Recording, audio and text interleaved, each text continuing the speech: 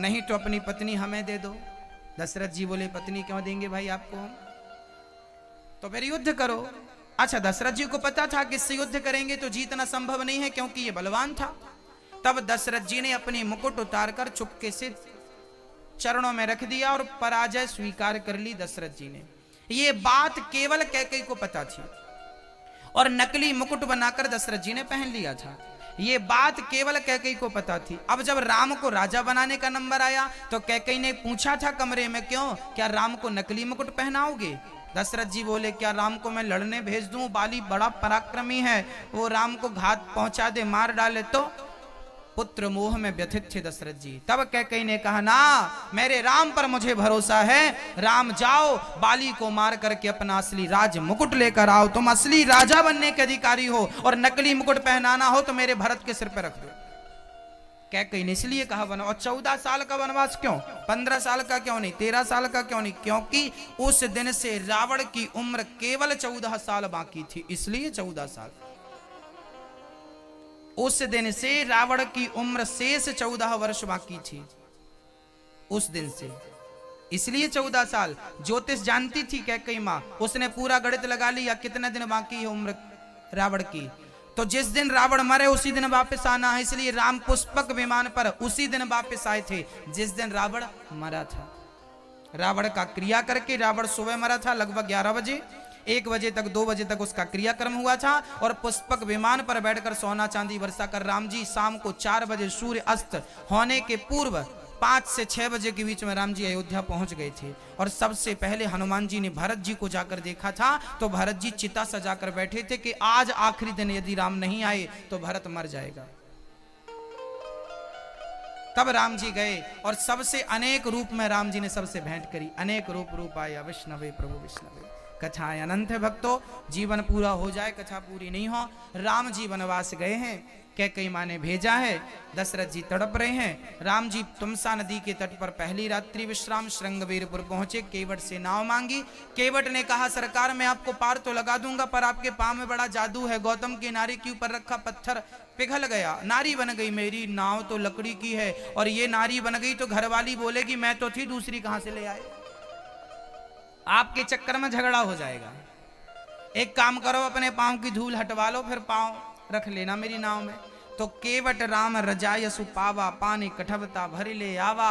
राम के चरणों को घिस घिस कर धोता है, चरणामृत पान करता है, नाव पर बिठाता है और नाव डगमग डगमग डगमग डोलने लगी। राम जी बोले धीरे धीरे चला, तैरना नहीं आता हमको। केवट बोला तो सरकार मेरा हाथ पकड़ लो। कितना चतुर था केवट, तू क्यों नहीं पकड़ता राम का हाथ? केवट बोला मैंने राम का हाथ पकड़ लिया तो मैं राम को छोड़ सकता हूं, पर राम ने जिसे पकड़ लिया वो कभी नहीं छोड़ेंगे, इसलिए प्रभु आप मुझे पकड़ लीजिए। उतर ठाणी भय सुर सरी रेता, सिया राम गुह लखन समेता। उतर ठाणी भय सीता ने अंगूठी दी, राम ने केवट को दी। केवट बोला सरकार आप मेरे घाट आए, मैंने आपको पार लगाया, मरकर मैं आपके घाट आऊंगा, भवसागर से पार मुझे लगा देना, मुझे आपसे कोई उतराई नहीं चाहिए। केवट चरणों में गिर पड़ा है। राम जी आगे पंचवटी गए हैं, चित्रकूट गए, भरत जी मिलने आए, खड़ाऊ लेकर वापस पंचवटी गए हैं। राम जी का दुख बढ़ा है, सीता का हरण रावण ने किया है, शबरी को नवदा भक्ति दी है, बाली को मारा है, सुग्रीव से मित्रता की है, हनुमान जी लंका गए, सेतु का निर्माण हुआ। चर्चा बड़ी अद्भुत। एक ग्रंथ में यह चर्चा मिलती है कि रामेश्वरम है ना, आप लोग रामेश्वरम जाते कि नहीं? रामेश्वरम की स्थापना किसने कराई थी? रामेश्वरम की स्थापना राम ने कराई थी और पंडित जी कौन थे? रावण था। रावण पंडित जी थे। राम जी ने कहा जामवंत जी को जाओ, हमारे यहाँ जो बढ़िया पंडित जी उनको लेके आओ, रामेश्वरम की स्थापना करनी है, शंकर जी की स्थापना करनी है। रावण को बुलाया गया, रावण आया, पर रावण ने कहा यजमान से, यजमान जी अकेले हो, पत्नी कहाँ है? अब राम कैसे बताएं कि तुम ही तो ले गए हो। अब रावण बोला कि यजमान यदि शादीशुदा है तो पत्नी के साथ ही उसे बैठना पड़ता है, अकेले पूजा होती नहीं है। पूजा का सिद्धांत होता है या तो पत्नी छोड़ के चली गई हो तो बात अलग है, या शादी नहीं हुई हो तो बात अलग है, पर शादी भी हो गई, पत्नी छोड़ के भी नहीं गई तो पत्नी है तो साथ में बिठा लो। अब पत्नी कहाँ है?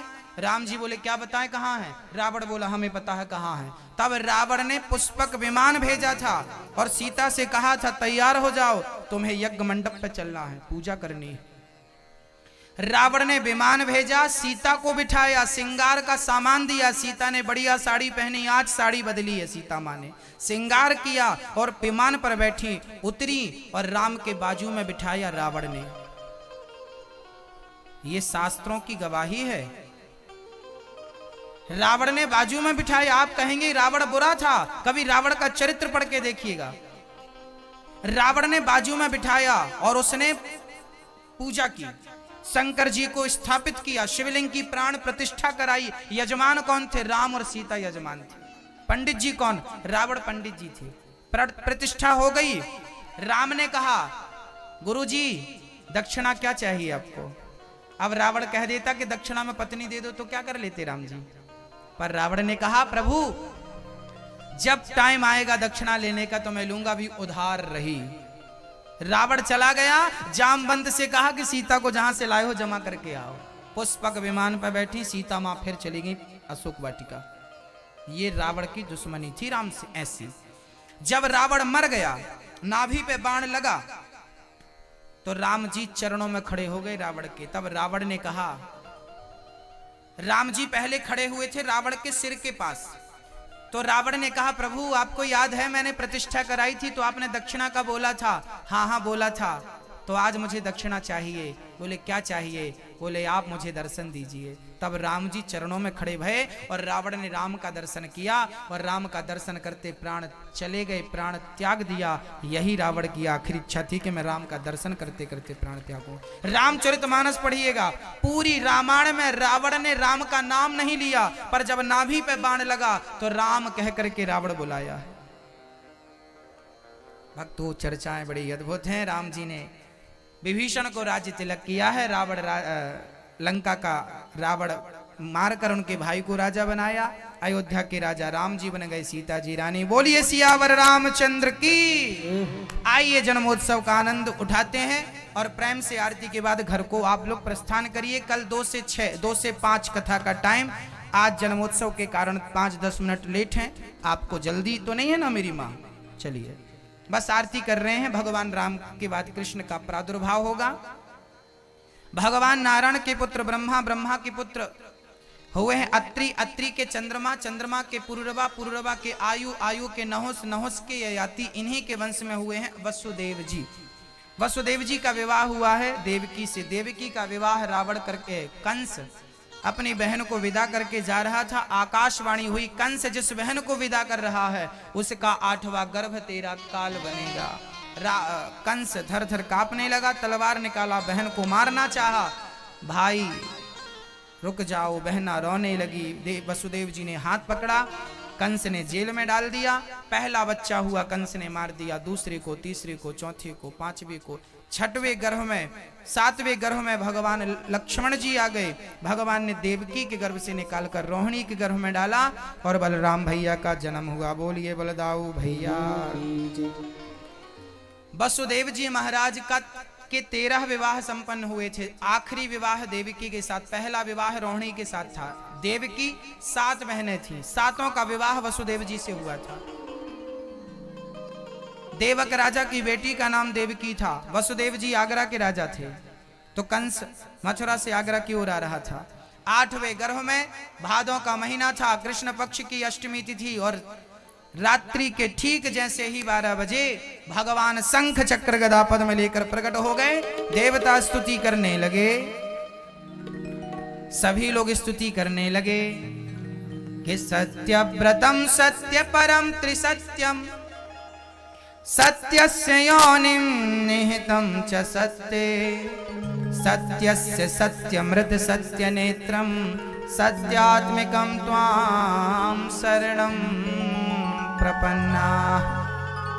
हे प्रभु आपकी जय हो, आपकी जय हो कहकर वसुदेव जी भगवान प्रकट भये।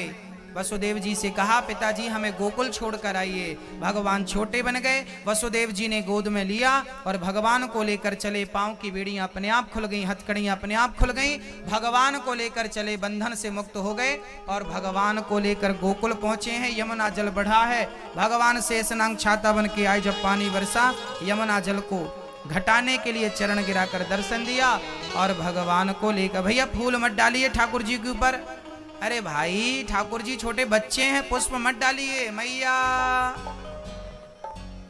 हाँ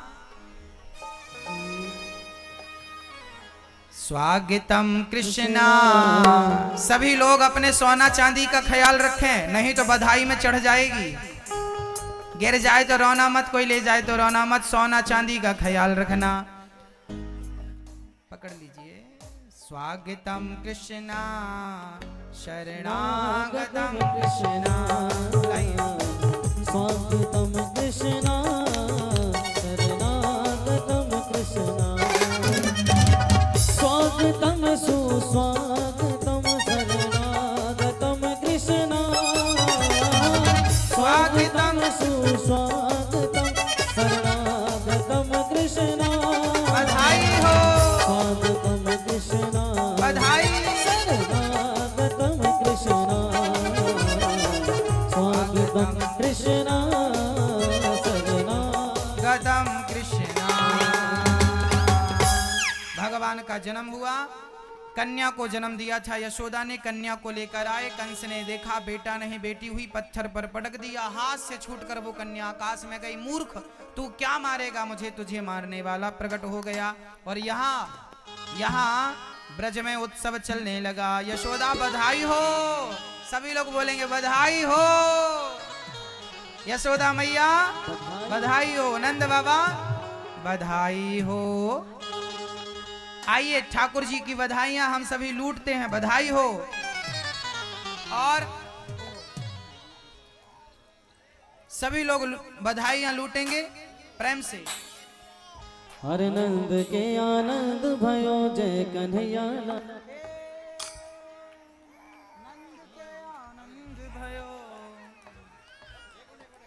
बधाई हो।